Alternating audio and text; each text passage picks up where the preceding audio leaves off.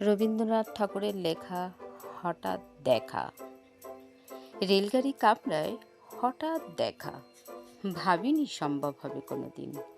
আগে ওকে বারবার দেখেছি, লাল রঙের শাড়িতে ডালিম ফুলের মতো রাঙা। আজ পড়েছে কালো রেশমের কাপড়, আঁচল তুলেছে মাথায়, দুলুন চাপার মতো চিকন গৌর মুখখানে ঘিরে। মনে হলো কালো রঙের একটা গভীর দূরত্ব ঘনিয়ে নিয়েছে নিজের চারিদিকে। যে দূরত্ব শস্য ক্ষেতের শেষ সীমানায় শাল বনের নীলাঞ্জনে। থমকে গেল আমার সমস্ত মনটা। চেনা লোককে দেখলেন, অচেনার গাম্ভীর্য। হঠাৎ খবরের কাগজ ফেলে আমায় করলে নমস্কার। সমাজবিধির পথকালো খুলে আলাপ করলেন শুরু। কেমন আছো, কেমন চলছে সংসার ইত্যাদি। সে রইল জানালার বাইরের দিকে চেয়ে, যেন কাছের দিনের ছোঁয়াচ পার হওয়া চাউনিতে। দিলে অত্যন্ত ছোট দুই একটা জবাব, কোনো টাকা দিলেই না। বুঝিয়ে দিলে হাতের অস্থিরতায়। কেন এসব কথা? এর চেয়ে অনেক ভালো চুপ করে থাকা।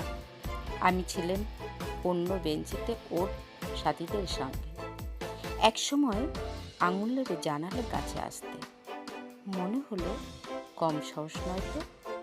বসলুম ওর এক বেঞ্চিতে, গাড়ির আওয়াজের আড়ালে। বললে মৃদুস্বরে, কিছু মনে করো না। সময় কোথা সময় নষ্ট করবার? আমাকে নামতে হবে পরের স্টেশনে। দূরে যাবে তুমি, দেখা হবে না আর কোনো দিনই। তাই যে প্রশ্নটির জবাব এত কাল থেমে আছে, শুনবো তোমায় মুখে। সত্য করে বলবে তো? আমি বললাম, বলবো। বাইরের আকাশের দিকে তাকিয়েই সে শুধালো, আমাদের গেছে যেদিন একেবারেই কি গেছে? কিছুই কি নেই বাকি?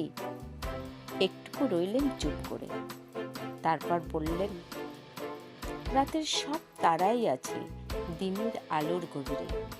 খটকা লাগলো, কি জানি বানিয়ে বললেন নাকি। ও বললে, থাক এখন যাও ওদিকে। সবাই নেমে গেল পরের স্টেশনে। আমি চললাম একা।